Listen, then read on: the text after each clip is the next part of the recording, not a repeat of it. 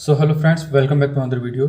इस वीडियो में हम सिंधु घाटी सभ्यता के धार्मिक जीवन और सामाजिक प्रथा को समझने वाले हैं। इन सब के बारे में हम चर्चा करेंगे। तो स्टार्ट करते हैं वीडियो को। धार्मिक जीवन को समझने से पहले हम यह जान लेते हैं कि सिंधु घाटी सभ्यता के समय जो मानव था वो प्राकृतिक शक्तियों की पूजा कर रहा था, जैसे कि अग्नि या फिर तेज हवा चलना, बिजली का चमकना। ये सब अलग अलग कारक थे। इन अलग अलग कारकों के कारण ही बहुदेववाद की कल्पना शुरू होने लगी और इनको एक प्रतीकों के रूप में माना जाने लगा, अर्थात मूर्ति पूजा की शुरुआत होने लगी। यहाँ पर मूर्तियों की शुरुआत यहीं से होती है, सिंधु घाटी सभ्यता से। तो स्टार्ट करते हैं धार्मिक जीवन को। तो यहाँ पर विभिन्न देवी देवताओं की पूजा होती थी। अगर हम देवियों में बात करें तो मातृ देवी और पृथ्वी देवी का मोहरों पर अंकन मिलता है। ये सिर्फ अनुमान लगाते हैं, हम स्पष्ट साक्ष्य कहीं पर नहीं मिलते, क्योंकि हम जो सिंधु घाटी सभ्यता की लिपि थी उसे पढ़ नहीं पाए हैं। तो हम अनुमान ही लगा सकते हैं मातृ देवी और पृथ्वी देवी की पूजा की जाती होगी। और इसी बात पर एक और अनुमान लगा सकते हैं कि समाज मात्र सत्तात्मक रहा होगा। देवताओं में बात करें तो आदि शिव और पशुपति शिव की पूजा की जाती थी, जिनका अंकन मोहरों पर मिलता है, जो योगी की मुद्रा में बैठे हुए हैं। यहाँ पर प्राकृतिक शक्तियों की भी पूजा की जाती थी। पशुओं में जो कुबड़ वाला बैल है वो धार्मिक रूप से सबसे महत्वपूर्ण था, जिसका अंकन मोहरों पर भी मिलता है। वृक्ष में पीपल की पूजा की जाती थी, जल की पूजा की जाती थी, सूर्य की पूजा की जाती थी, अग्नि की पूजा की जाती थी, और इन सभी की पूजा की जाती थी। तो यहीं से बहुदेववाद का सिद्धांत भी शुरू होने लगा। सिंधु घाटी सभ्यता में मंदिर या फिर पूजा स्थल के साक्ष्य नहीं मिलते, क्योंकि समकालीन सभ्यता जो मेसोपोटामिया थी वहाँ पर मंदिर और पूजा स्थल के साक्ष्य मिलते थे। सिंधु घाटी सभ्यता में कोई भी मंदिर के साक्ष्य नहीं मिलते। इसके बारे में एक और किंवदंती या एक और अनुमान यह भी है कि सिंधु घाटी सभ्यता में जो मंदिर बने थे शायद वो लकड़ी के बने होंगे और समय के साथ वो गल गई होंगी, लकड़ियाँ गल गई होंगी। इसी कारण हमें सिंधु घाटी सभ्यता में मंदिर के साक्ष्य नहीं मिलते। एक अनुमान है, कोई स्पष्ट साक्ष्य नहीं है। तो हम नॉर्मली यह मान के चलते हैं कि सिंधु घाटी सभ्यता में मंदिर या फिर पूजा स्थल नहीं थे। मूर्ति पूजा की जाती थी।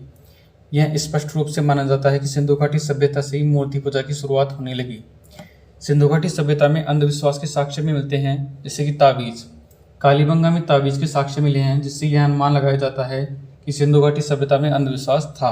यहाँ पर सिंधु घाटी सभ्यता में अंत्येष्टि संस्कार तीनों प्रकार के थे। यहाँ पर पूर्ण समाधिकरण, आंशिक समाधिकरण और दाह संस्कार तीनों प्रक्रियाएं चलती थी। पूर्ण समाधिकरण से तात्पर्य है कि किसी व्यक्ति की मृत्यु हुई, जैसे इस्लाम धर्म या ईसाई धर्म में उसे जमीन में दफनाया जाता है, उसी प्रकार दफनाया दिया जाता था। आंशिक समाधिकरण से तात्पर्य है जैसे पारसी समाज में जब कोई व्यक्ति मर जाता है तो उसे बाहर छोड़ दिया जाता है ताकि पशु पक्षी जो भी है उसे खा ले।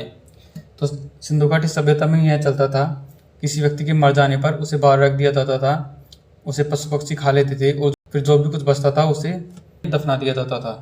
इसके बाद में आता है जो दाह संस्कार। वर्तमान समय में हिंदू संस्कृति में जो प्रचलित है, व्यक्ति को जला देना, वो भी चलता था। ये तीनों प्रकार की प्रक्रियाएं चलती थी सिंधु घाटी सभ्यता में। अब हम देख लेते हैं सामाजिक प्रथा या फिर सामाजिक जीवन का कैसा था।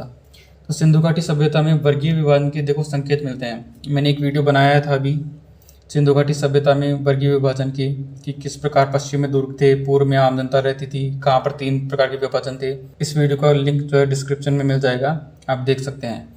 वर्गीय विभाजन के संकेतों में हम जानते हैं सबसे पहले पुरोहित और ब्राह्मणों का शासन रहा होगा, क्योंकि पुरोहित आवास मिलते हैं और एक प्रीस्ट यानी पुरोहित की मूर्ति मिलती है। इस पुरोहित की मूर्ति में आप देखें तो ये पुरोहित शॉल पहने हुए है जो अलंकृत है, यानी कपड़ों पर कढ़ाई की गई है। इसकी मूर्ति को इतना अच्छा बनाया गया है कि इसकी दाढ़ी के बाल तक दिखते हैं यहाँ पे। तो इतनी अच्छी मूर्ति बनी है तो शायद संभवतः यहाँ पर पुरोहितों का शासन रहा होगा। यह अनुमान लगाते हैं, कोई स्पष्ट साक्ष्य नहीं है। दूसरा अनुमान यह है कि यहाँ पर शासक वर्ग रहा होगा। देखो पश्चिम में दुर्ग थे और वो फोर्टिफाइड थे, यानी रक्षा प्राचीरों से घिरे हुए थे। तो एक अनुमान यह भी है कि यहाँ पर जो शासक वर्ग था, क्षत्रिय वर्ग था, उसका शासन रहा होगा। लेकिन इसके विपक्ष में एक तर्क यह भी है कि कोई हथियार नहीं मिले तो शासन कैसे होगा।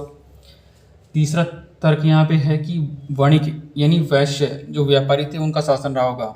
चूँकि नगर उन्नत थे, इतनी जल निकासी की इतनी अच्छी व्यवस्था थी, सड़कों की अच्छी व्यवस्था थी, मकान पक्की ईंटों के बने थे, इतनी अच्छी व्यवस्था किसी व्यापारी वर्ग में ही रहा होगा। तो इसी कारण एक अनुमान यह भी है कि यहाँ पर व्यापारी या फिर वणिक वर्ग का शासन रहा होगा। चौथा अनुमान है कि यहाँ पर श्रमिक आवास मिले हैं। तो इस आधार पर यह अनुमान लगाया जाता है कि यहाँ पर श्रमिकों की महत्वता या फिर उनकी इम्पोर्टेंस ज़्यादा रही होगी। एक अंतिम अनुमान यह है कि यहाँ पर महिलाओं की स्थिति काफ़ी अच्छी थी, चूँकि मैंने अभी भी आपको बताया कि देवियों की पूजा की जाती थी, जिसमें मातृ देवी और पृथ्वी देवी प्रमुख थी। तो इसी आधार पर अनुमान लगाया जाता है कि महिलाओं की स्थिति अच्छी थी, इसी कारण समाज जो है मातृ सत्तात्मक रहा होगा, यानी महिलाओं की जो इम्पोर्टेंस थी, उनकी भूमिका थी समाज के संचालन में, वो कुछ ज़्यादा ही थी। लेकिन एक साक्ष्य हमें और मिलता है महिलाओं के प्रति कि सती प्रथा की यहाँ पर जो प्रथा रही होगी।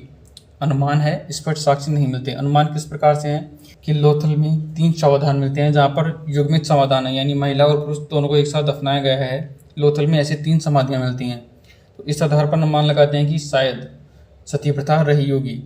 तो कालीबंगा में ऐसा एक युग्मित समाधान मिला है जिसमें भी पुरुष और महिला को साथ साथ दफनाया गया है।